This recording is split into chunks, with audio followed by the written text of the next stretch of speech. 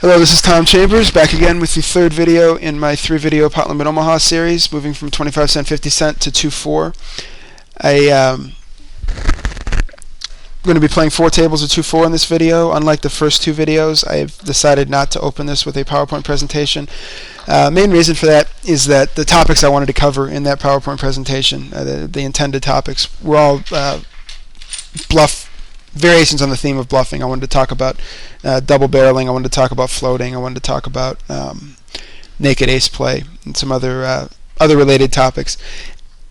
And all of those topics really require, even if you're trying to discuss them from a theoretical perspective, you really have to have a lot of examples mixed in order to make the points clear. It's just not the same as pre-flop, where you can sort of lay out a rough hand chart, so to speak, and have discussions without really getting into examples. It's a lot tougher. And so I felt like with a 10 or 15 minute introduction, that would just be too rushed without a lot of examples mixed in. And then I didn't really trust a random half-hour session that I would be filling out the rest of the video with to give enough examples to relate back to the points that I had tried to make in the first 15 minutes or so. And I thought it wouldn't hang together as well as the. I thought that disconnect, the fact that there were no examples with the PowerPoint, and that I was trying to sort of pull back from during the session, pull back to the PowerPoint. I thought that was a slight weakness of the first 2 videos, and something that I wanted to try to improve in the future. And that with this particular set of topics, I just didn't think it was going to work at all. So my plan is to set it up differently in the future videos by doing a full hour-long or 45-minute-long PowerPoint presentation / hand examples with the replayer.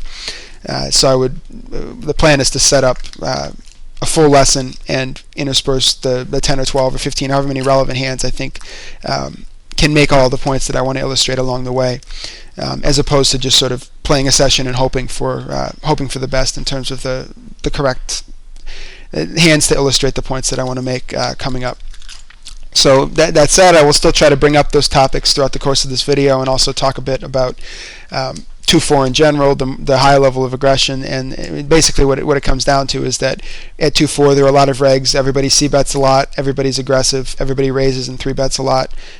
Most of the time pre-flop, there's not a lot of easy passive pots to pick up, and so in order to sort of keep up with the aggression, you need to correctly play back at it, which includes bluff raising sometimes, includes floating sometimes, it includes double barreling the people who are trying to float you. It includes getting it in light as the raiser when you get bluff raised, or when you get raised by somebody who's raising with a wide range. Like, all of these things are how to deal with the higher level of aggression at 2-4 versus 1-2. But it's not the kind of thing that can be gotten into in a 10 or 15 minute introduction in a way that I thought would be productive. So that said, I'm going to move on to the video itself now. Unpause the playback and go from there. Opponents that are on these tables, there's one guy that I play with a ton. Lars Vegas is on all 4 of these tables. He's a multi-tabling, mostly 2-4 regular, and he and I have played over 10,000 hands together. He plays roughly similar style to me. 3-bets a decent amount pre-flop. He probably actually a bit more than I do, although it all depends on the day. As far as both of us have different levels of aggression on different days, it seems. But he plays roughly the same percentage of hands pre-flop, raises, and 21-14 is very similar to what I play. And he's fairly solid. So he's on all 4 of my tables, and I've got a couple of other guys that I've played with before. Wick Hain on the lower left, who's on my left there, and PLGHH and Amatos are all PLGHH on the bottom right and Amatos on the upper right are guys I've played a decent amount with. But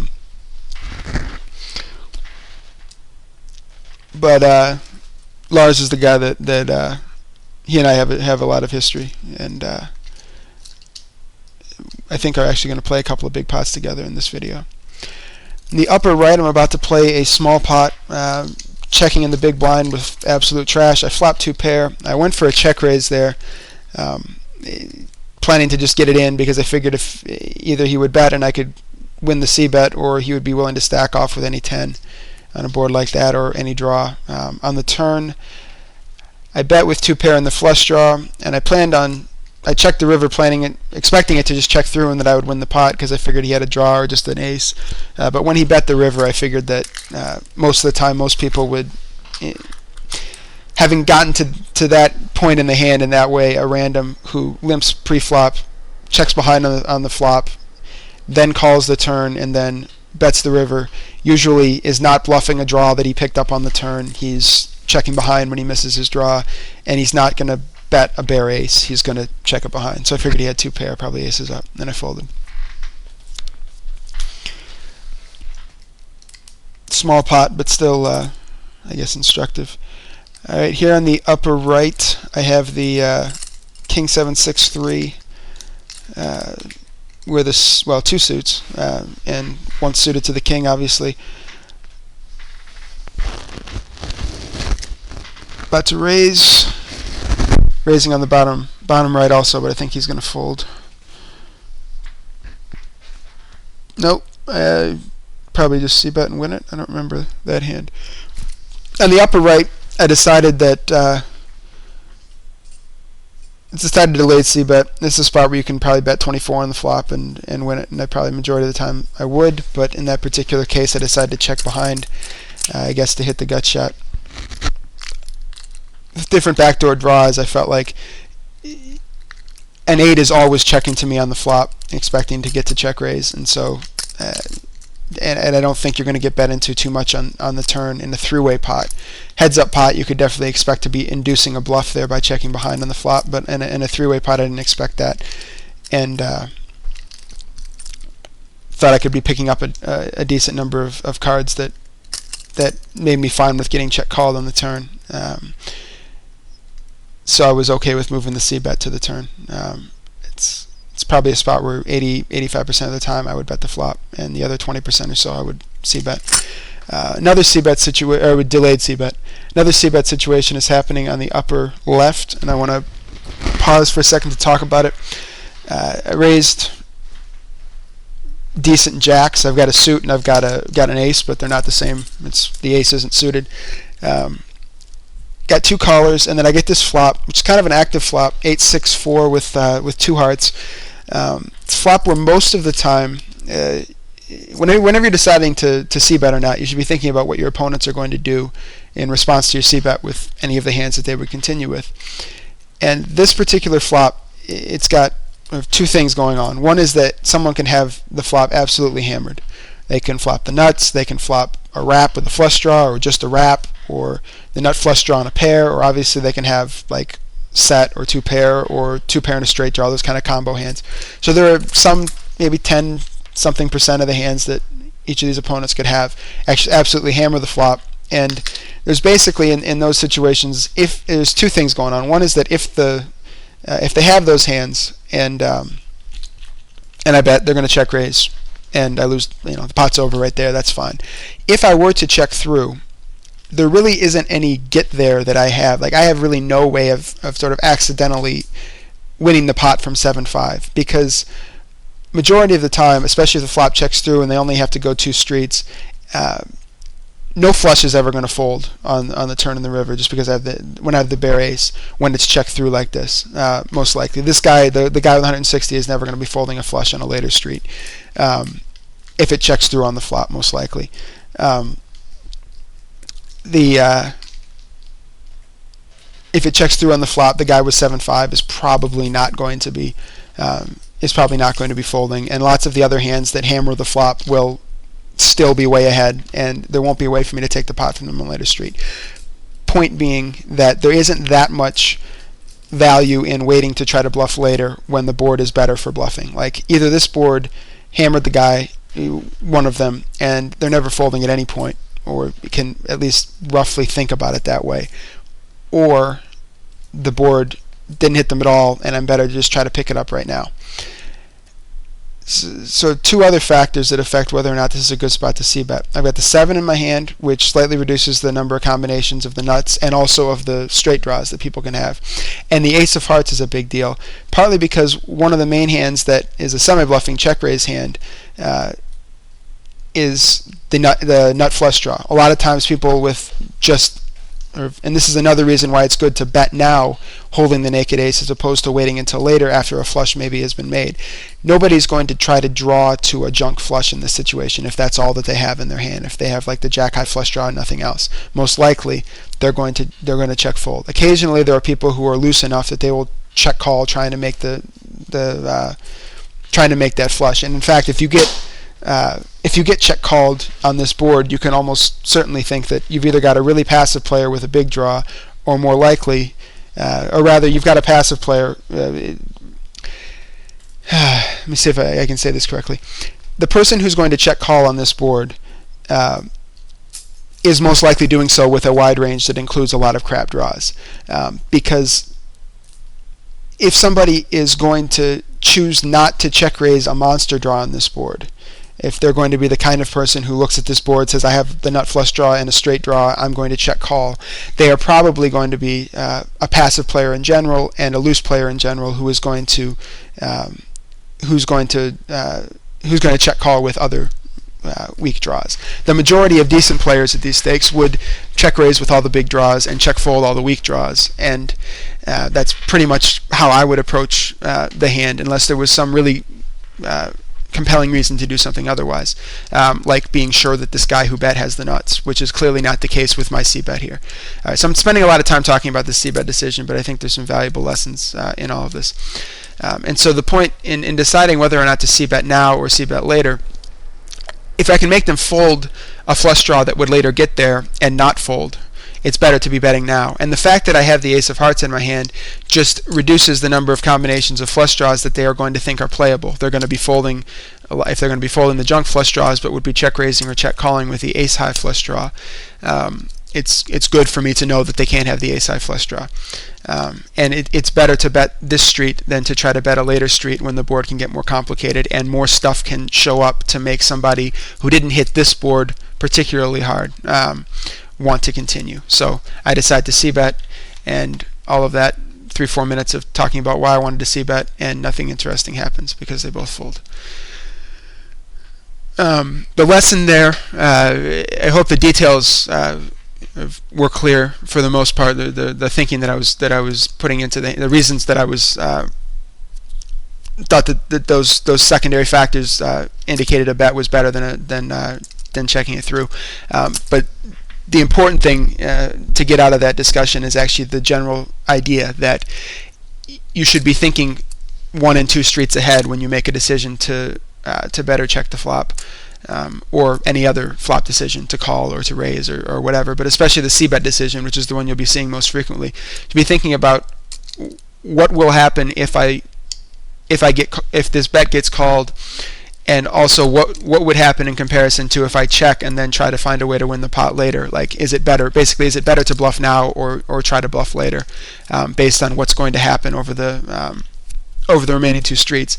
In that particular case, I thought it was way more likely that somebody would sort of end up with a good hand, end up with a hand by me having checked it through, and that there were plenty of hands that they would be check folding that it was profitable to c-bet. Upper left, we're going to see a decent example of why you don't play small pairs. I'm going to fold this obviously to a 3-bet. Probably would have just folded it to an open raise, but there you see the flop. It's a great flop for that hand. I flop bottom set, and it's a dry flop, so there's no draws possible, and yet I'm still in a lot of trouble a lot of the time that I mean, basically if I get it in for stacks against Lars there, he's got probably ace king or like ace queen jack 10 or a set, and that range beats me pretty solidly even though I'm ahead of ace king.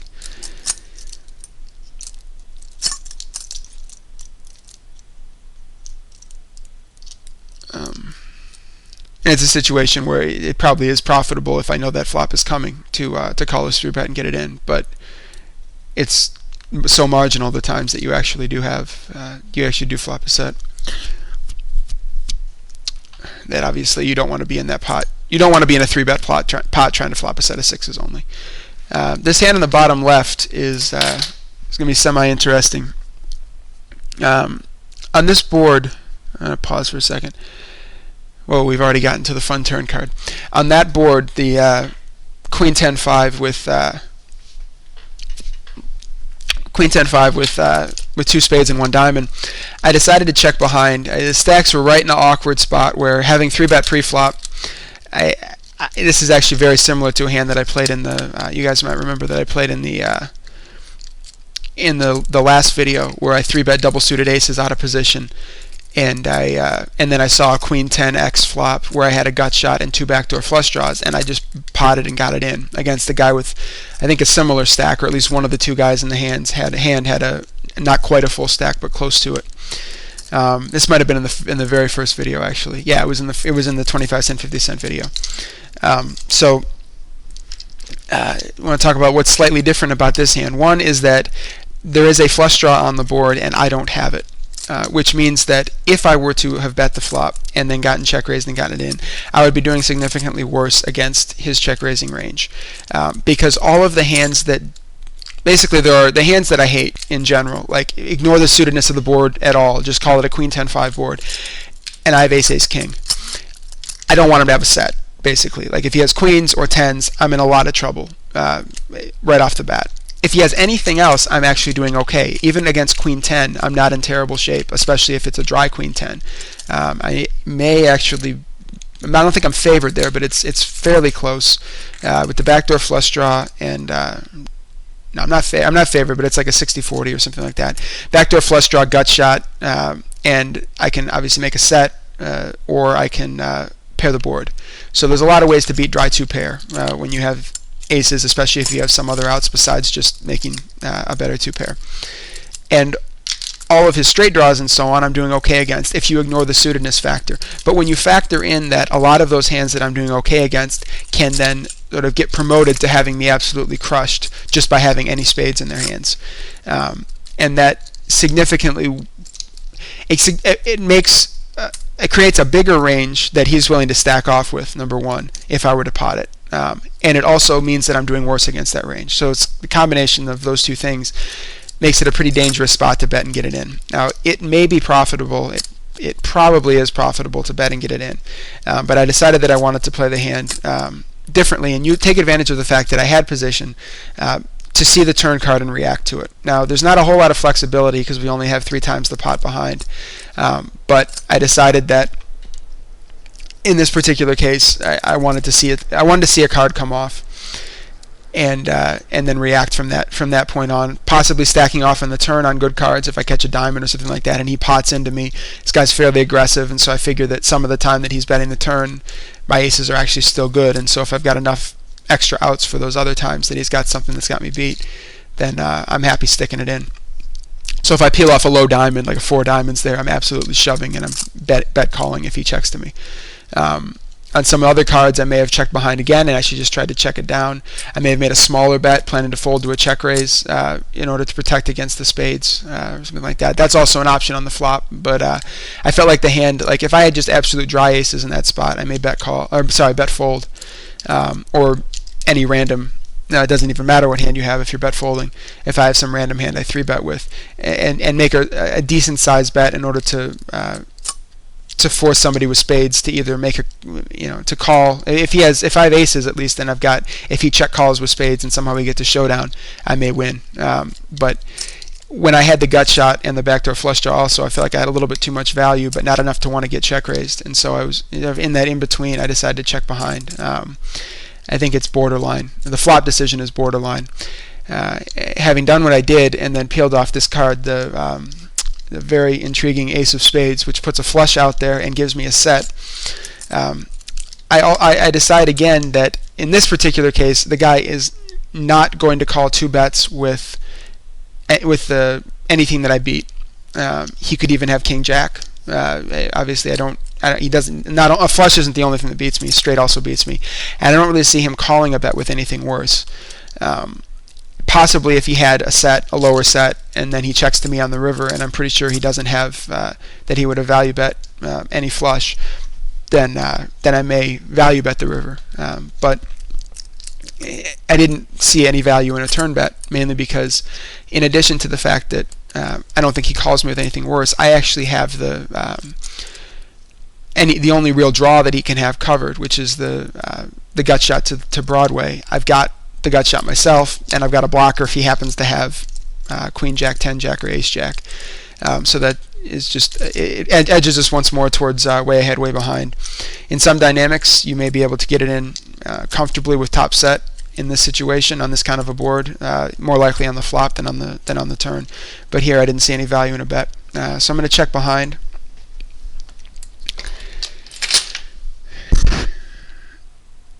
And then on this card, which gives me the straight when he bets, my hand didn't really change that much. I've got a bluff catcher.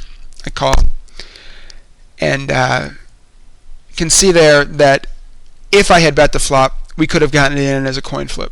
With the 10 in his hand, a 10, a 3, a spade, or a king, the case king, would all give me would all give him the best hand. So it's about a coin flip. And being able to take advantage of position and not get the whole stack in the time that he got there, because the board got significantly the way that the board developed, it became clear that I couldn't get more value, and there was no reason to bet the turn, and there was no value in getting the entire stack in. I was able to save some chips. That is a borderline spot, and I would be alright, pause. Hang on. Let me pause this here. So to wrap up with that hand, I think that was an example of a spot where having position made it possible for me to play the hand more profitably than just pot get it in. Tweak factor at all, like obviously if you give me the flush draw on the flop, it's an easy bet, get it in. If you make the flop a little bit less connected, like a queen 8 deuce or something like that, and still give me a gut shot, but there's no two Broadway cards, I change my hand around a little bit too, then it's an easy pot and get it in. But on that particular board, I felt like it was prudent to check behind and see a turn card. But as I said, it's close. All right, on this upper right hand table, I've just bet the flop. I raised pre-flop. I see bet the flop, and I got called. And this is a guy, Amatos, is a guy who has floated me a couple of times in other sessions, and he's fairly aggressive. I actually played a pot with him earlier today before I started filming, where I had 2 pair on the turn on a somewhat connected board, but I had top 2 pair. I had flop 2, and then I actually turned a higher 2 pair. It was like a king 10 7 something board, and I figured he had a draw, and I checked to him knowing that he would bet all of those draws, because that was my read on him, is that he's somebody who, if you give him the opportunity to semi-bluff, he'll take it. Now this isn't quite the same situation, because there really is a very dry board, and there isn't really anything for him to have called with, a draw for him to have called with. But I felt like the same profile on this kind of a board, that kind of a profile of a guy that you can trust to bet a draw for you if you want to check raise. In that hand that I was telling you about, I check raised. Check to him, expecting him to bet a fairly wide range, and then I check raised with just 2 pair, because I figured I was way ahead and that he would bet a lot of hands for me if I checked to him on the turn. So in this particular case, I sort of slide that profile over to this kind of a dry board, the ace 5-2 board, and I give him credit for most of the time having an ace in his hand, some of the time just floating, and almost all of those times betting if I check to him. Now, I bet the flop with 2 backdoor flush draws, 2 backdoor nut flush draws actually, and top pair and ace king. I mean, it's a very strong hand, and I was actually, I don't think I would like getting it in, because obviously you can have a set, you can have flop the nuts, but it would have crossed my mind to consider stacking off if I got raised. I would have folded, because it would have, if stacks were any shallower relative to the pot size, I probably would have gotten it in. But having just been called, I don't want on the turn to give up the initiative in this particular case, because I feel like, and it's dangerous to say bet for information, but I feel like in this particular case, my bet is partly for value, because a lot of the time I still have the best hand, and some of the time that I have the best hand, he will call. He will call with any ace that has a flush draw. He will call with potentially he'll call with ace king or ace queen or something like that. I don't expect him to shove with less than maybe like an ace in the nut flush draw or ace 9 or something better. And so I'm comfortable here bet folding, because I don't think I'm doing well enough against the range that that would shove over the top. Occasionally I think he can call this bet and then we check through on the river. I don't think he would necessarily make a big river bluff, and I think I would be able to get the value of my hand when I have the best hand a decent amount of the time, that I would actually get to see showdown with the best hand when ace king is still the best hand on the river. But the main reason that I make this bet is that if I check, he is the one who now has all of the impetus for a 1 or 2 bet, 1 or 2 street. I guess I would be checking to him, giving him the option to bet and or double barrel, and I can't check call the turn knowing that he may bet the river, and knowing that a lot of river cards, I mean there are lots of river cards that are bad, and it's one thing for me to be betting here knowing that some of the time he's going to fold the same hand or similar hand or hands with a lot of outs, but if I check and let him bet all of those hands into me and then check call, I can't really profitably do that, because I'm going to make mistakes on the river too often. On the flip side, my hand isn't strong enough to check raise. Like if I turn the 9 of spades right there, most likely I would check to him, expect him to bet a semi wide range, and then check shove. Now I would be getting him to the quote unquote fold equity. I would be getting him to fold hands that he should call with some of the time. And I would have lots of outs against the hands that do call if they're ahead, and very occasionally I might get called by a worse hand. So in that situation, if I turn the 9 of spades or if I turn the 9 of diamonds, then that might be a spot where I could, or definitely the queen or the jack of diamonds, where I pick up even more outs. That would be a spot where I would be able to check raise and be comfortable about it. Here I can't check raise. There's too many hands that I would be just stacking off drawing dead against. So it's a spot where I would bet fold, where I am bet folding, and it's kind of a value bet fold. It's a little bit of a sort of prevent him from bluffing bet fold. I don't want him to be able to. A large part of the purpose of this double barrel is to prevent him from being the one who gets to bet. Because when he makes this bet on the turn, I have to be thinking about his river bet. When I make this bet on the turn, he has to be thinking about my river bet.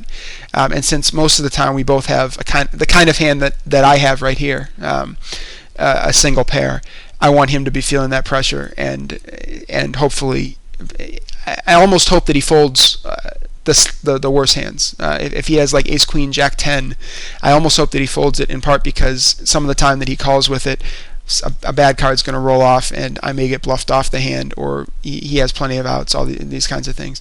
But if I bet and he calls and the river comes off a blank, I'm going to have a tough decision, but I would prefer to get to that tough decision and preserve or fight for this $100 pot that's already in the pot on the flop, than to just check and give up, or to check call, which is even worse.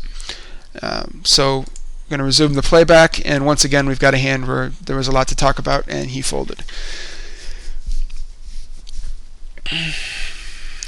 So there I got into a decent amount of double barrel discussion, but you can see obviously that to put that into a theoretical context and put it into a PowerPoint and then not have an example to talk from would just have not been productive. Alright, upper right, I expect I'm going to raise the double suited aces. Yes. Big multi-way pot. Oh, I remember this now. We give up immediately.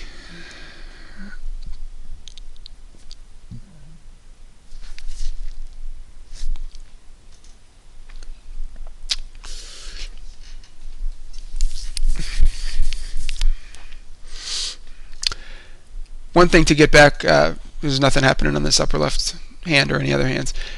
The hand that we were just talking about, the thing about betting that flop I mean, it's an easy flop to bet no matter what your hand is. Dry ace high flop. In that particular case, I actually had ace king, so most likely I had the best hand. But I didn't have a hand that I quite wanted to stack off with in almost all circumstances. I really needed a particular brand of opponent to be comfortable stacking off there, and I would almost never do it. But when I bet the flop with 2 backdoor flush draws, there are so many good turn cards for me that it's not only like a natural bet, but it's even more so. It's a hand that you have to bet, and it's a hand where if you ever are looking for a spot to check behind, that's not it, because of the 2 backdoor flush draws, because you have ace king instead of like ace 10, where you want to be forcing someone to try to draw to 2 pair as opposed to being the one who hopes that you catch 2 pair the time the other guy has an ace. Oh, here we've got another spot. I don't remember what happens, and I'm gonna pause it real quick and just talk about the naked ace. Here I've raised. I've got aces with the ace of clubs, and I flopped the flush, fake flush. Can get into in a lot of detail in a future video and possibly article that I'm working on this. The game theory of the naked ace play, and in general, I think what you'll find at these stakes, and especially in short-handed aggressive games, is that there's one point I want to make, which is that if it were established before the hand that this flop comes down, we've got a full stack, I turn over the bare ace, and the other guy turns over a made flush, but we don't know what he doesn't know what my other 3 cards are, and I pot the flop, and we're 100 bets deep. If I'm going to bluff optimally on the turn in the river, he should fold the flop, no matter what. Even if he thinks that I'm bluffing, and in fact I should be bluffing 100% of the time. I should bet the flop with every single time, and he should fold the flop. Now, part of the math behind that is fairly complicated. I don't want to get into it too much, but part of the idea is that by the river, in fact, in that sort of optimal play, if he has called, and we've gotten to the river, I shouldn't be bluffing 100% of the time. I should be bluffing only a percentage of the time that we've gotten to the river, because he only has to call one more bet. But on the turn, and even more so on the flop, in those situations where it's established that you're in a nuts or nothing, he's representing the flush and he has the naked ace type situation, making the bets on earlier streets that sort of leveraged bets that imply future action, that make it difficult for him to he has to worry not about calling 1 bet, but about calling 2 or 3 bets, and he has to know that basically you have all control in the situation, and you know whether you're bluffing or not, and you know how to tune your frequencies to what you expect him to do in response, and you know exactly what he has. So all of that is to say that in general, the naked ace, the general naked ace strategy should be to, whether you have it or not, put a lot of pressure on in the situations where they're going to feel that pressure the most. And if they have it and they're going to pay you off, then you get a big pot and you go after it and you keep potting it. If they don't, then you have to be selective about bluffing on the later streets, because the one thing that you can't do is put yourself in a situation where, just because you're facing an opponent who clearly has a flush and you clearly have the naked ace and you have the nut flush blocker, you can't just barrel off into them because they should fold, because a lot of times they won't fold, and you need to recognize that you're actually going to make more money off of that opponent than somebody who's playing optimally against the strategy. But the way that you're going to make that money is by always getting paid off when you have it. And so one thing that you really have to pay attention to when you're making these decisions is how likely is it that when are you most likely to make your opponent fold, and at what point does he give you a signal that he's not folding? And that's the point when you can sort of back off of this trying to create a sort of optimal bluff and value betting mix, and you just say, look, he's not folding, I'm not going to keep betting into him unless I have it, and then the times that I have it, I'm getting paid off 100%, and the times that I don't, I'm losing nothing. Now in this particular case, I say all of that because this guy's got $130 in his stack. This is a good spot for me to bet because, well, it's a great bluffing spot in general, but it's also whether I have the naked ace or not. But I'm not going to get rebluffed, and because he's basically going to, but a guy with that stack is going to stack off with a flush, any flush, doesn't matter. So I bet the flop, knowing that I have the blocker against the flush, against the nut flush, and if he were to call, then I'm done. I'm not going to try to bluff him off of a hand that he's clearly committed to, and so if you take away some of the value of his check call line by not bluffing into him the times that you don't have it. All right, I hope that wasn't too complicated. I got into it a little bit more depth than I intended to, but I think the important thing to think about, and we're actually going to see another naked ace play hand later in this video, is the leverage issue, that you want to be making the bets when you're bluffing. You want to be making the bets that most threaten future action, and then sort of tweak your frequencies on later streets based on what you expect your opponents to do once they've made the first call. Obviously, people who will call twice and then fold are the best kind of opponents to have. Over here, I squeezed with single suited to the king Broadway, ace, king, queen, 10. This flop, jack, jack 3, great c-betting flop, and there's no reason at all to bet more than 60% of pot. Obviously, it needs to be a bet that makes it clear that I'm serious, and doesn't make it possible for him to bluff me with a non-jack, with like if I bet 30 and he raises to 90, then I've just put myself in a dumb situation. But there's no need to pot it, so I'm going to bet, I think I bet about 70, 77, and he folds. That's just a spot where, having been the aggressor, I have a huge advantage because that flop came down. He has to have a jack. If he doesn't have a jack, or three's full, the vast majority of the time, most people are not going to make a play on that flop. It's just the sort of intrinsic nature of the fact that I raised pre-flop and that flop came. I'm going to win a lot of money in the long run in that situation.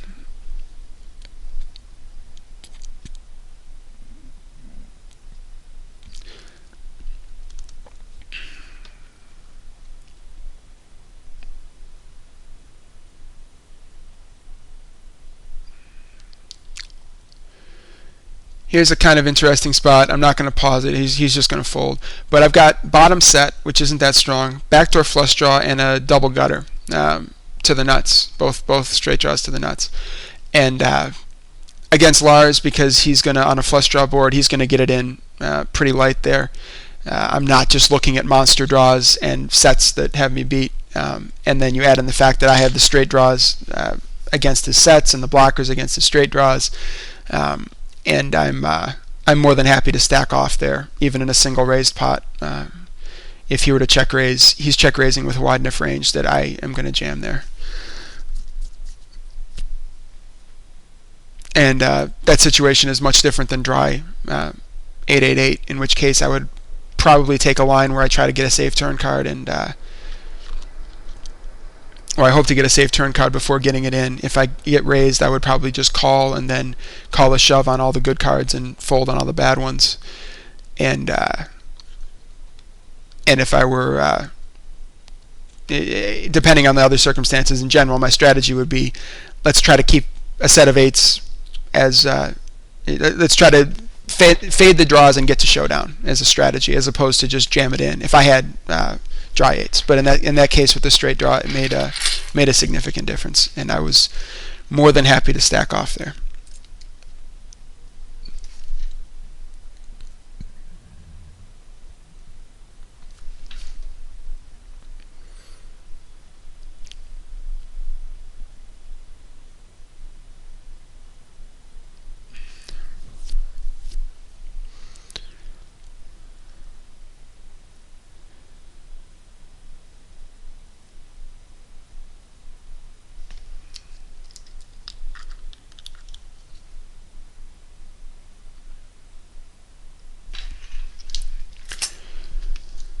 Alright, we've got a little bit of dead space.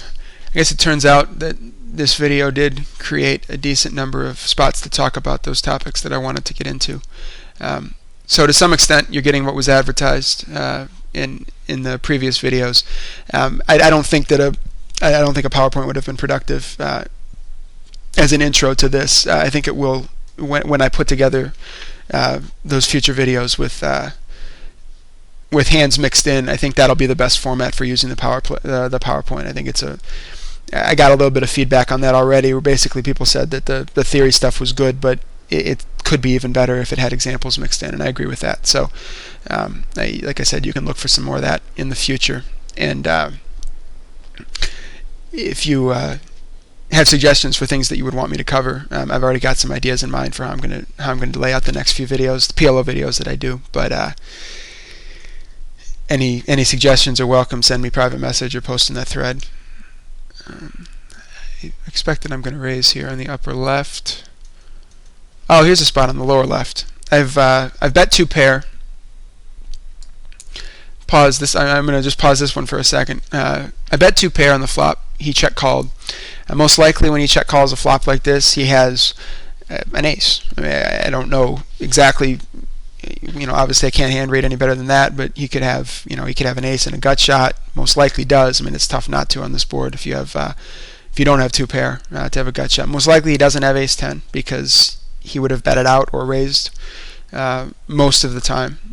And if he check calls with it and check calls again, I'm about to bet the turn. If he were to check call again, then I would be a little bit more worried about having ace 10. And then also, generally speaking, he would lots of rivers would it would be almost impossible for me to value bet the river no matter what river comes. And so if he has ace 10, he's taking that check call line with it, he's going to get 2 bets out of me, which is fine. I'm fine with that. But most likely he has he has a 1 pair ace. He's got ace king jack 7 or something like that. And I have 2 pair, and that 3 is a great card for my hand because because based on the flop, I don't think he has ace 10 most of the time, and I don't think he has a set, which means that I have the best hand because the 3 doesn't make a straight possible, it doesn't make a higher 2 pair possible. And this is an easy spot, especially also because clubs have been picked up. I don't expect to get check raised here ever by a worse hand. Nobody's semi-bluff check raising with like ace king queen with the king queen of clubs or anything like that. Like, it's something that potentially, if he knew that part of what I was doing was bet folding ace 6, then he should be doing it. But people are not generally going to be that kind of aggressive, especially not somebody who's a 32-3 and who I don't recognize. So I don't expect anything like that to be happening. So it's an easy spot to bet, and then most likely check behind the river. Obviously, if I fill up, I will most likely bet the river because I could get paid by trip aces if I make aces full, or I could get paid by something if I make 6s full. But most likely, I'm going to check behind on the river and hope that he doesn't make a better 2 pair if he has ace king queen or something like that. So he checks. Fairly easy spot to value bet, second barrel. And I don't need to bet the pot. Bet 2/3 of the pot. I figure that's a little more likely to get a call from the worse aces, and a call that I'm okay with. I don't think most of the time that he has enough outs because he could be duplicating the 9. It's possible that he has enough outs that I gave him that I should have potted it and given him. I think he needed to have 14 outs for that. If he's got a gut shot with it and three live 2 pair outs, then he's getting just the right price to call that bet. But whatever.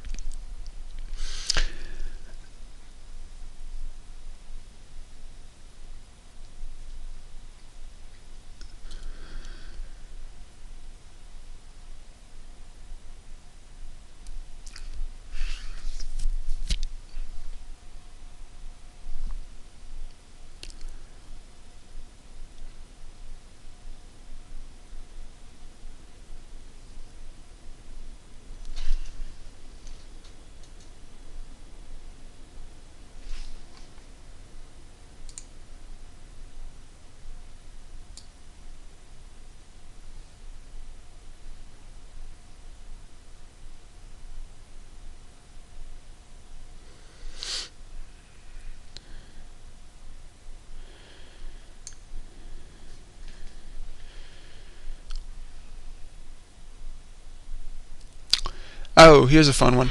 Upper right. I'm check raise bluffing here. Hang on, let me pause.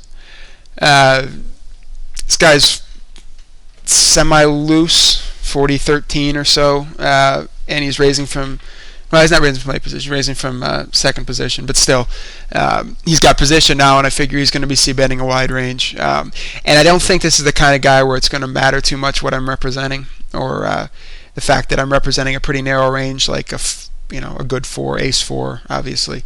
Although I guess he would probably expect me to be check raising any 4. I don't actually expect him to fold an ace, though, is actually the point that I'm making. I just expect him to bet with everything, and have him be betting. He's betting only 16 into like 30, so right there I'm already going to be getting a good price on what looks like a big check raise. I'm actually raising 64 to win 48. I mean, it only has to be successful on its face, like whatever, a little bit more than half the time. And then obviously I've got the nut flush draw, which when I get called, if I get shoved on, I actually have to fold here because I'm going to be drawing dead too much of the time. But I can catch the jack, and I can make the nut flush all the times that he calls me with an ace, and possibly get some value out of it. It's a little bit tricky to do this out of position. Obviously, I would much prefer to be in position making this raise. But like I said, I'm mostly making the check raise as a just a straight bluff. I'm choosing to bluff him off of air, basically. And the extra outs that I have are just a nice bonus, and also as blockers, them having a big flush draw, which could make my life difficult if. And basically, I don't ever want him to call out of when I'm out of position here. But he does, and now that I get there on the turn, I decide to. I'm not folding, but I'm inducing value, I guess is the easiest way to put it. I expect him to call with any flush, and when I check to him, I expect him to bet most flushes, and if he has a flush and he checks behind the turn, he's certainly calling the river. And then I make a bet that I hope will tempt him if he's got an ace or ace 9 or something like that, betting a bit less than half the pot, or betting a bit more than half the pot, 2/3 of the pot. That actually is a really, really, really crap spot if he shoves, because most of the time he shoves there, he's got the nuts. He has aces full, but I probably would pay him off because people will do weird stuff sometimes. On the bottom right, I've just 3-bet decent aces. Partly I 3-bet looking at the short stack. I'm going to pause the thing here. With this short stack, I partly 3-bet because I felt like I would be creating a big pot. I was going to have a little bit more than the pot's a little bit less than 2 times the pot behind with Snuff You Out, and also I felt like Stuff You Out was a little bit less likely to. What was I going to say? Oh, I thought there was some chance that the short stack would jam the rest of his chips in, and that would make it an even bigger pot pre-flop.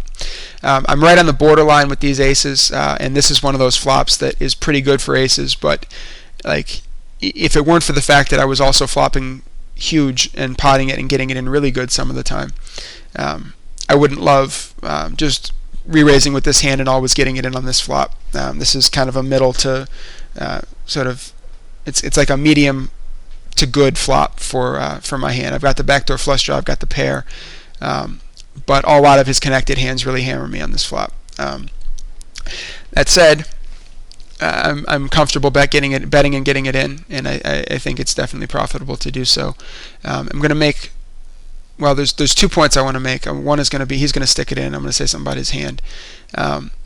Also, when you have a short stack like this, before we get to that, talking about a pre-flop strategy thing with aces, you have to know your guy, because a lot of times you can't count on a short stack to do what they should do, which is try to ISO and get a heads-up pot with you. But in this particular case, if the short stack had re-raised pre-flop, I could not have re-raised because I would have raised too much. And I didn't think about this when I was making the raise. And it's something that you should actually, in cases where it doesn't make much difference, and or cases where you can, you're pretty sure that you've got somebody who's actually going to be agreeable and do what you want them to do from one of the short stacks. It pays to pay attention to bet sizing there, and making possibly a slightly smaller 3-bet so that when it gets back to you, you can reopen the betting with a shove.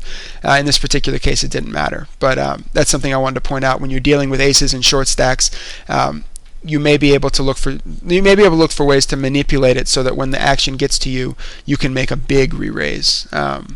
And one thing that I like to do with crap aces occasionally in a spot like this is if there's somebody who's semi-short in the pot behind who I think is kind of gambly, I might make it like somebody makes it 14. There's a couple callers. I might make it like 30 or something like that. Where if I were to make a full re-raise, I would be stuck, because the short stack, if he were to stick it in, it wouldn't reopen in the betting. But I give him the opportunity to shove, and if he doesn't, then it's fine, because I can play a 4 or 5-way pot trying to flop a set of aces or some other huge, I guess if I have a flush, a flush card or a flush draw or whatever else. But most likely I would be just playing the pot like you normally would play a pot, but for slightly more pre-flop, and not worry about it. And then those few times that the short stack obliges you and jams it in, that's a really nice thing. All right, so let's pick up the playback here, and he jams it in. Obviously I call. That's a very good card, and I'm going to win with trip 3s.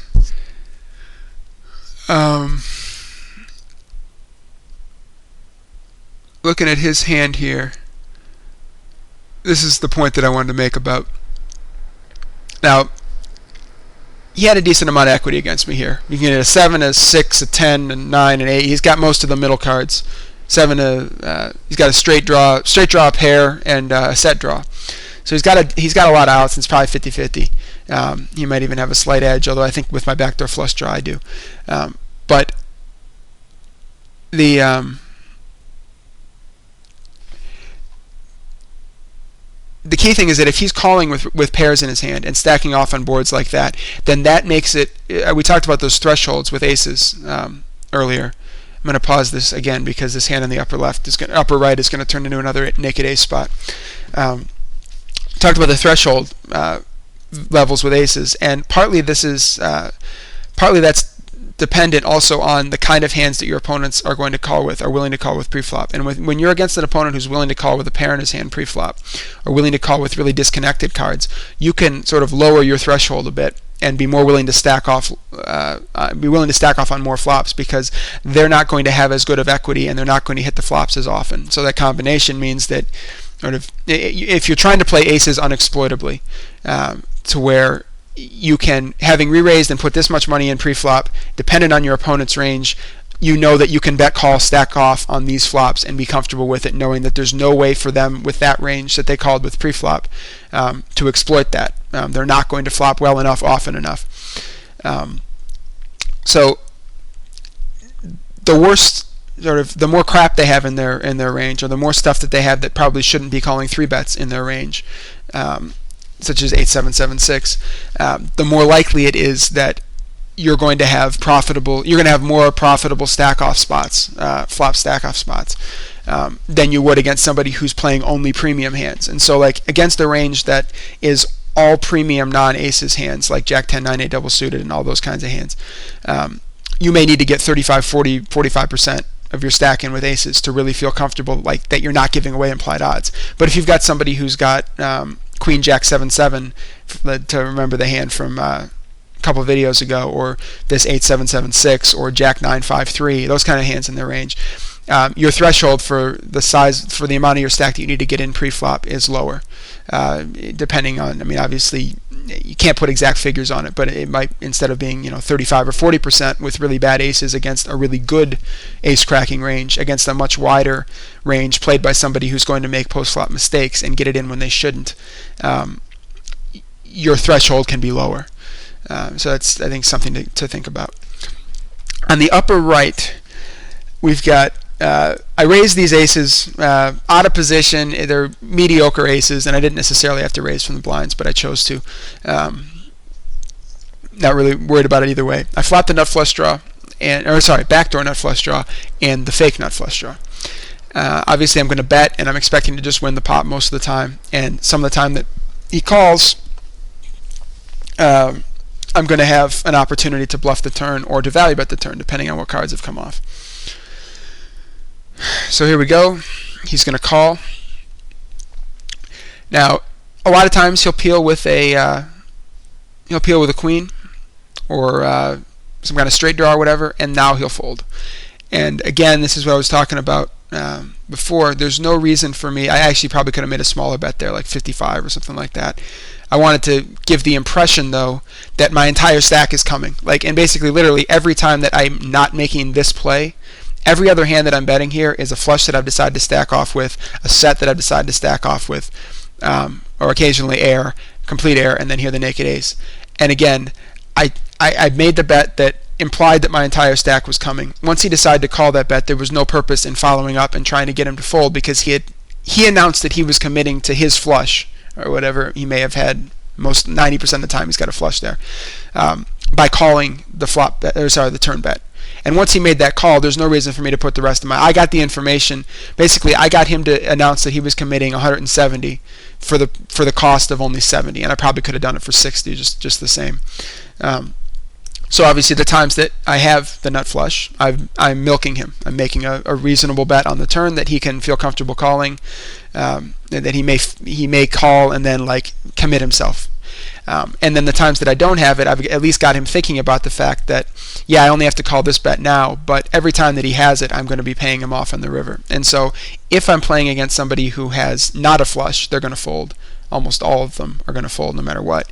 And if he does have a flush, he's at least going to have that thought in the back of his mind that I probably am going to have to pay my entire stack to find out if he's got the nuts or not. Most of the time, people are going to call in that particular situation with that stack and that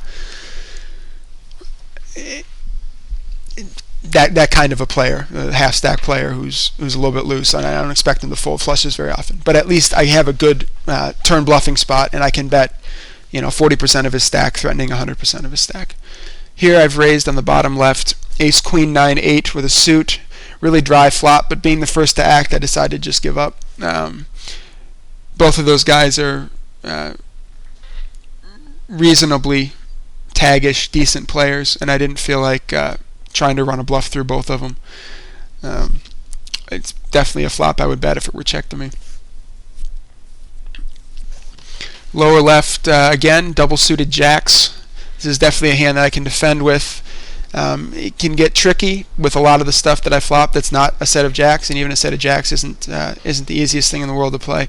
But I've got position on one of the two players in the hand, and there's too much value in the hand. There are too many monster flops, set plus flush draw flops, and there also are going to be opportunities where I can flop blockers and get an opportunity to bluff. Here I'm basically giving up. I may decide to value bet or stab bet on the turn on a dry card, a 6 or a 9 or something like that. And there is a 9 actually. It gives me a flush draw, and if he checks to me, I'm definitely going to bet. I don't think anybody has a king. I can't fold to a $4 bet. Some chance I have the best hand, and most likely I have at least a jack or a 5 is good. The diamonds could easily be good, and in fact the king could. Well, there really aren't that many hands that doesn't change anything. It's not possible for him to have a. It's not possible for him to have a hand that got counterfeited by that king. Although in some situations that could happen, if there were a queen or an ace on the board already. But in that case, he was just making a random bluff, and I called because there was no point in doing anything else.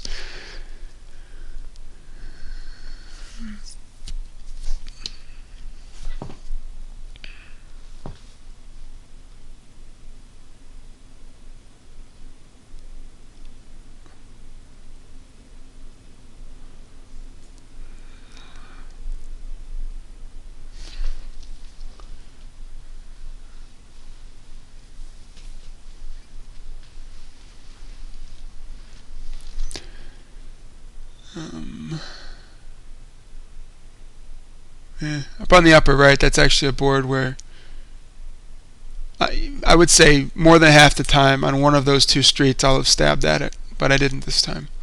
Even out of position, it's people play fit or fold and don't really try to steal small pots, so that or re-steal small pots. And so if you bet there, if they don't have an ace, they just fold on the flop. If they don't have a flush, they just fold on the turn. All you got to do is bet 8 into 12. But that time I didn't do it, and I didn't win the pot. Another double paired hand here on the lower left, Jack, Jack, 7, 7.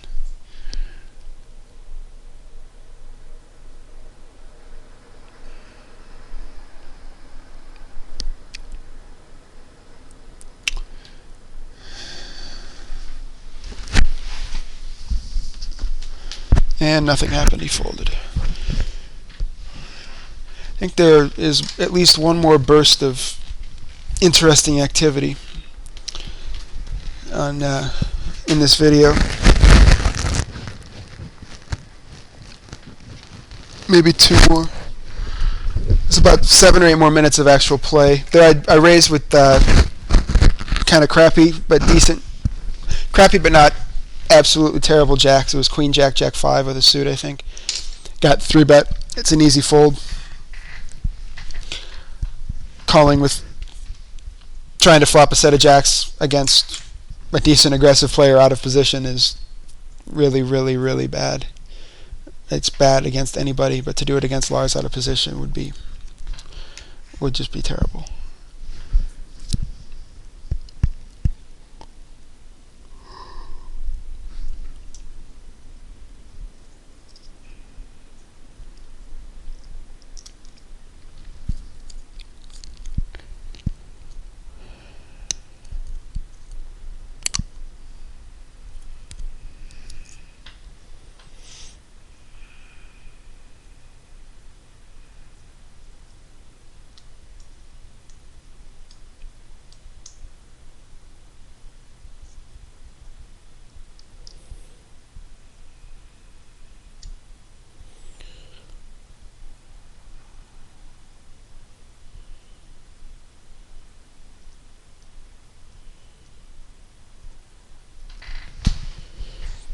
Yeah.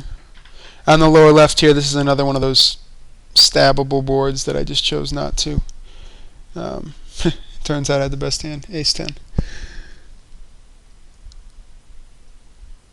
Probably won't get into too much of that, although you may see hands where I do it sort of pass by, but not going to be the kind of hand that I spend a lot of time talking about.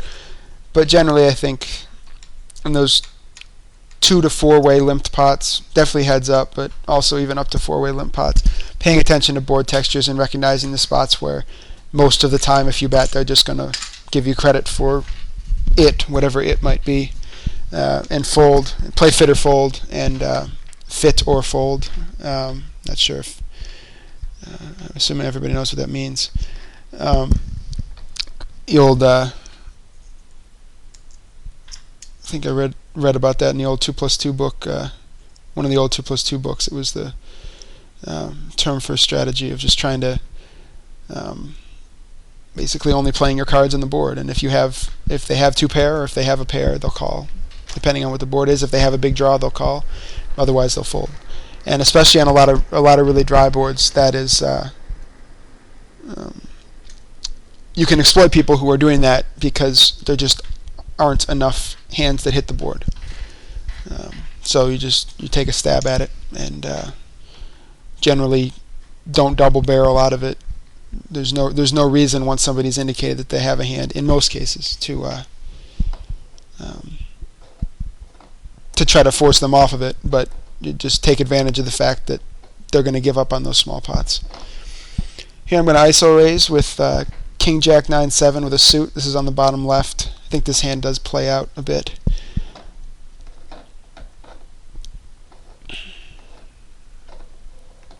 Yep, I flopped 2 pair on a drawish board.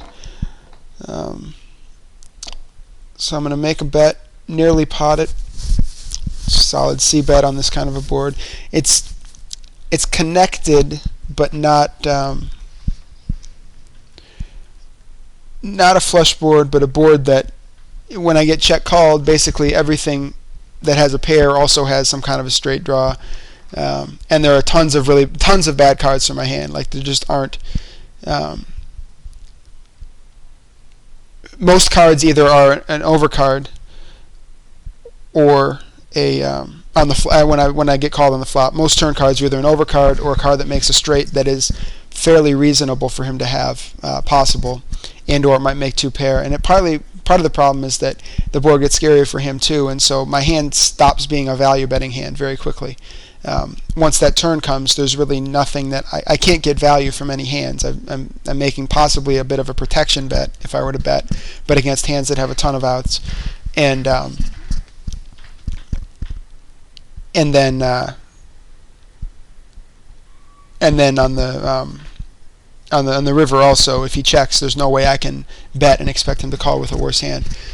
I guess very occasionally he might call with just a jack. And if you were to check to me, I could actually possibly consider value betting there, but it's really, really, really thin. And the point that I was actually making is that on the flop, I make that value bet on the flop with top two, knowing that it's very unlikely that I'm going to still be value betting on later streets. So I'm just going to take advantage of position and try to get to showdown once I've gotten that one bet in. Here, I don't see what I beat.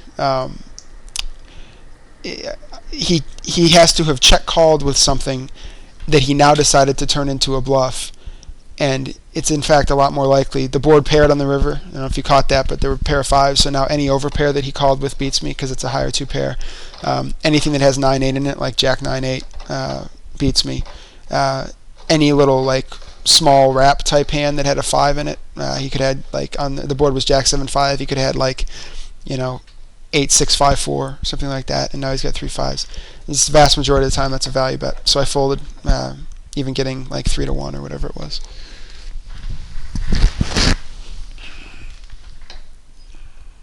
Could also be even Jack 10. I just don't beat very much at all. Here I flopped a set of aces, and I think I kind of butchered this hand. No, I bet this one. I bet this flop. It just doesn't work out. This is on the lower left, obviously. I flopped the set. This is a tricky spot when he checks to me because there aren't that many draws. I'm going to pause for just a second. I hope I don't take too long on this one, but there aren't too many draws except for the one that got there. But there are some, and they're actually a bigger problem is that there are a lot of backdoor draws that he could have picked up. And I don't expect this guy, from what I've seen. I mean, I've only played a few hands with him, actually. Now he's a new guy in the seat, so I can't say from what I've seen from him. But until proven otherwise, I assume that people aren't going to be tricky. They're not going to check raise this turn without Queen 10. And I suppose that there are some hands that it could be correct to do that with. They could have like 10-9 with hearts, or like it's a two pair with a heart draw and a gut shot or something like that. And if they think that I'm going to be barreling a lot, then it's a good spot for them to represent Queen 10. But most of the time, it's not a good idea for them. It's wrong to assume that an opponent's check raise range is anything other than Queen 10 here. So if I bet and get check raised, then I have to bet fold, which really sucks. On the other hand, if I check, a lot of that stuff that will check call the turn, that is like two pair or 10-9 with hearts, all that kind of stuff, that there's a ton of stuff that I need to get value from. And so to check behind is, I think, even worse than bet folding and losing some of my equity, because obviously the board is going to pair. I've got 9 outs to pair the board with the 8 in my hand, and that's actually one slight tweak towards a bet fold versus in this particular case. I don't think it's close, but if you're in a spot where lots of draws got there, you've got a set. One thing that you may consider when you're deciding whether or not to bet or bet fold, or to check behind and try to get one value bet and or bluff catch the river, is how many blockers to yourself you have. And the fact that I have in this particular case have an 8 in my hand makes it slightly less likely that I fill, which means that I'm losing slightly less when I get check raised by Queen 10. Because if I miss by getting check raised by Queen 10, what I'm missing out on is the opportunity to fill up. And if there's one less fill up card, then it's a little bit less of a loss, just for that one aspect of the decision. So I'm going to think a bit. I'm going to make a value bet, and I'm going to get Queen 10 shoved right in my face. And I fold. It hurts to fold a hand that good, but sometimes you have to do it.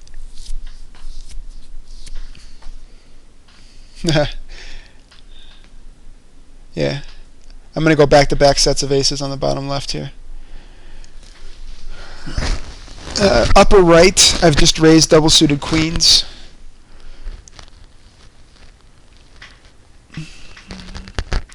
Another situation, sorry, on the... I'll pause for a second.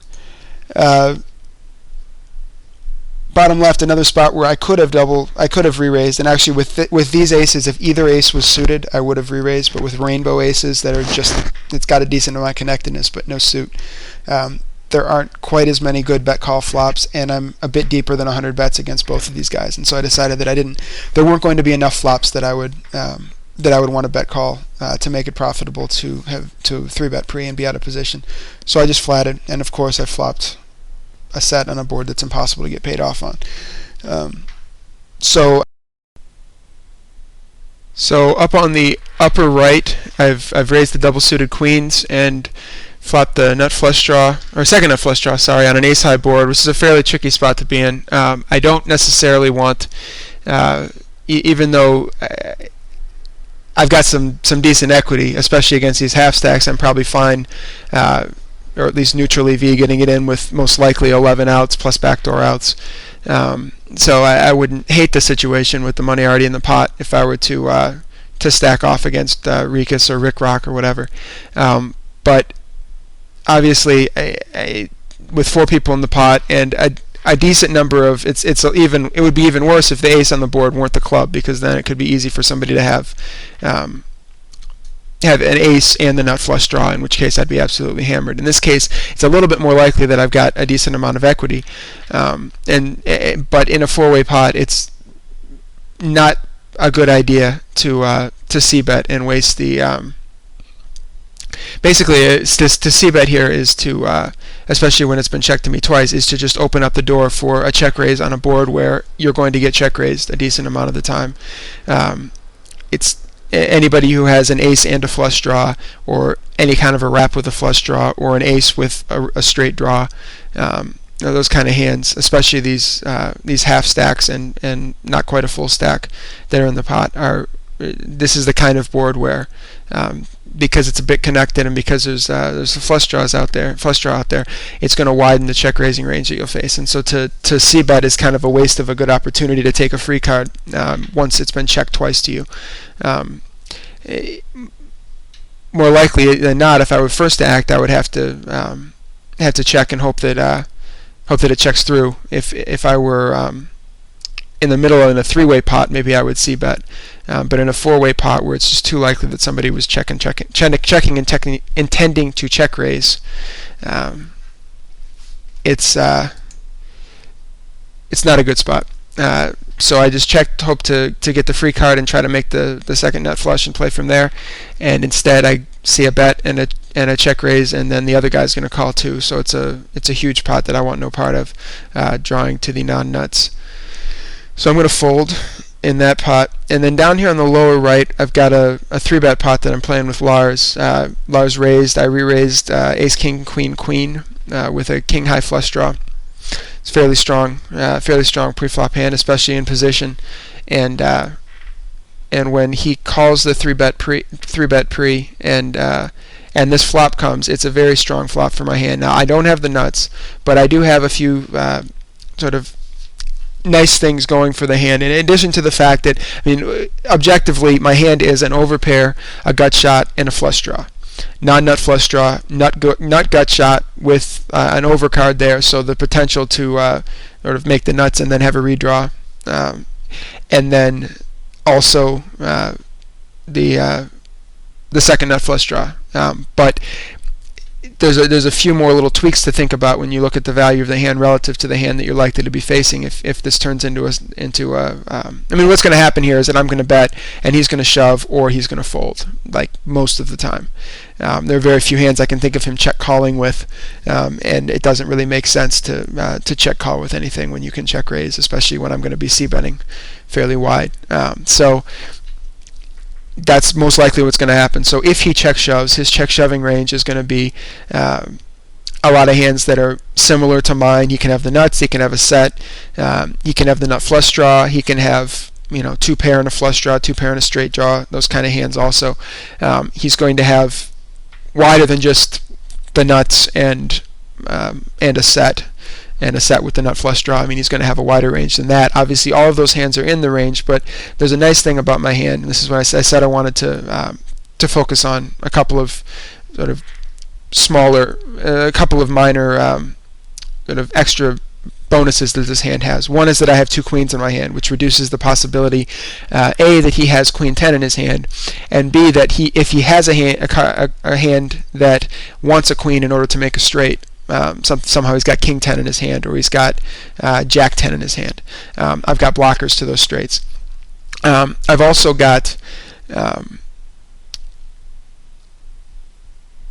the overpair has some value against the pair plus draw hands, and even a little bit more value against, for example, against jack 10. Queens is in, if it were just 2 cards versus 2 cards, queens is in a great spot, because jack 10 can't win by making 2 pair, and jack 10 can't is blocked towards making it straight, and so the fact that the queens is like strictly ahead at the time that the money gets in as the higher pair actually has some value. So that's a draw domination type situation.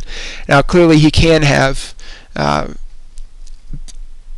least one or two components of my hand beaten. He can have a better flush draw, he can have a higher pair potentially, or rather a better high card or a better current hand. He can have a set. He can have a better straight draw or a made straight. But it's not likely for him to have all 3 of those things at once. And if he does, it's pretty much a cooler, because it's such a rare situation for him to have a set and the nut flush draw, or he can't really have aces and the nut flush draw, which is one hand that does pretty solidly dominate me, because he would have 4-bet that pre-flop.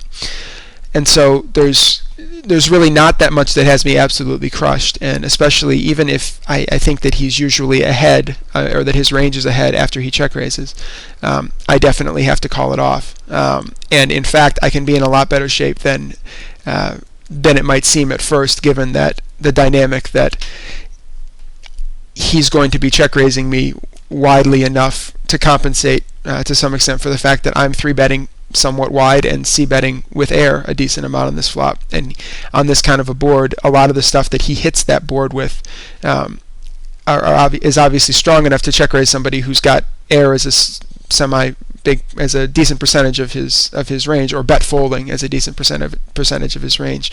But my hand happens to do fairly well against a decent number of those hands. So I'm going to resume the playback. We'll see what happens.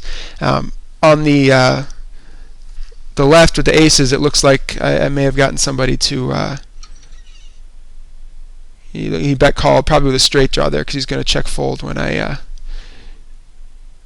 shove the turn. All right, so here we go. Let's pause it again to look at what Lars's hand was. He actually flopped huge. He flops a set and a straight draw and a flush draw, straight flush draw actually, which he actually goes ahead and hits with the 7 of spades. It turns out that this is one of the worst situations I can be in. I actually only had, because he had the jack 10 of spades, the 7 of spades was not an out for me. Obviously the queen was in my hand, so I have to worry about that. So the other 6 spades, I guess it is, are mine, and the other 3 10s are mine, and I could potentially win if a queen comes and then the board pairs. So that's pretty small. But in this particular case, against this exact hand, I was in pretty bad shape.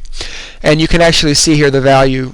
You take away 2 outs from me, potentially. In this particular case, I had the queen of spades. But when he's sitting there with a set and a flush draw, obviously, and a straight draw, his hand is huge no matter what. But it's a little bit better even because he has jack 10 of spades and the 9 8 of spades is on the board. Just adding those 2 outs to your hand when you have a part of your hand is a draw that's not to the nuts, to be able to take 2 outs away, and this will happen now and then, where you'll have a big hand otherwise, and you're up against somebody with the nut flush draw, and you add about 5% of equity to your hand by, or even a little bit more, by taking 2 of their outs and taking them for yourself. So he has a huge hand, and obviously with the straight flush wins the pot. Resume the playback again. This is the last hand up on the upper left. This is the last hand I'm going to talk about in the video. there. I've 3-bet ace king king 9, and the thing I want to focus on with this guy, Snuff You Out, is that this bottom line in my let me pause the playback for a second there. This bottom line in my Poker Ace HUD setup, I talked about this a bit last time. The only number that's really important for this right now is the 54 at the end there, which is the percentage of times that he raises a c-bet. Now this is a fairly small sample size, 160 hands, and so what that probably actually is that he's had like 38, 23, and 54. He's probably had 30 or so opportunities to do that, and he's raised about half the time. But that's a very, very aggressive number for that stat. And so on a dry flop like this where I have an overpair, I'm just going to accept the variance and go with it. Because in order to be 3-betting, in order to be shoving 54% of the time, he's got to be shoving like any pair, any draw, basically. And against any pair, any draw, I'm a favorite. Now there are times, especially on a board like this, where a lot of the draws are actually in pretty bad shape against a bare pair, a bare overpair. I mean, if he's just got 7-6, I'm a significant favorite. If he's just got, and there aren't that many huge wraps that he can have. Again, all of those hands are in his range, and they're making up the top. If he's really shoving 54% of the time on this flop. Now, obviously, that stat is only as accurate as as the sample size, and it's not necessarily a it doesn't mean that he's literally shoving this flop 54% of the time, but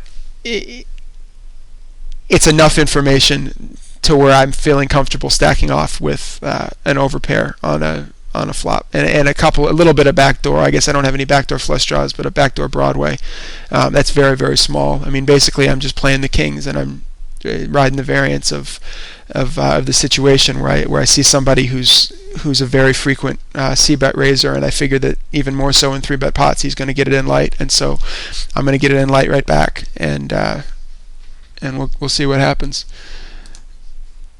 So yeah, I bet, and once I pot it there, there's zero chance I'm folding. I mean, against some people I would be betting for value here, expecting him to call some of the time and then letting me shove some turns. But in this particular case, this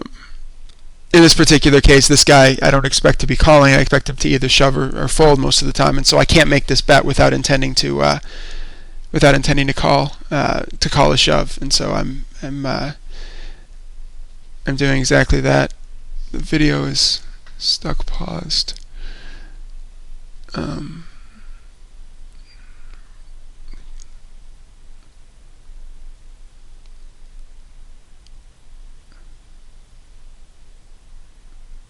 And there we go. Sorry, something went wrong with the video there for a second. So yeah, he shoves, I call, and I'm going to win. And take a look, and he actually wasn't in that good of... I was actually in pretty good shape, rather. I've got the ace covered. Although, no, actually, if the ace comes, he makes aces and tens, and I just have aces. So he wins on the 2 aces. He wins on a queen, although I pick up outs, and he wins on the gut shot card, the 2, or another 10. So he had a handful of outs. It's probably a 60-40. My favorite though, which is a nice spot to be in with a dry overpair. Alright, that is going to wrap it up. I'm going to end this video here. They're just going to, on the upper left, they're just going to fold there when I bet the bottom end straight. That's going to wrap it up for this video and for this series. I do plan to make more videos in the future with Pokersavvy. In the next couple of weeks, I'm going to, not sure exactly the details, we haven't sorted out how I'm going to do it yet, but I'm going to be putting together some mixed game videos as preparation for people that are going to be playing the W Coop and playing games that they aren't used to playing. I play the horse games fairly well, and like to teach them and to sort of give. I think I can give a pretty good basic introduction to those games. So I'm planning on doing that in some form or another. I haven't decided exactly what yet, but you can expect those in the next couple of weeks, and certainly in time to be useful for those of you who are planning to play those W Coop events. And then I also will be picking back up with, as I said before, some topical, some play videos like these, but also some PowerPoint videos that are geared towards certain theory topics with the hand replayer and examples being sort of interspersed throughout the video, and examples that specifically illustrate the concepts that I want to cover. I think that'll be the main form of video that I do over the next few months. As always, feedback on this is welcome, and also just any general comments you have about videos you'd like to see me do, things you'd like to see me change from the way that these videos have run, or ideas for topics that you want me to cover in future videos. That's it for now. Please leave any comments in the forum, in the thread for my videos. Thank you.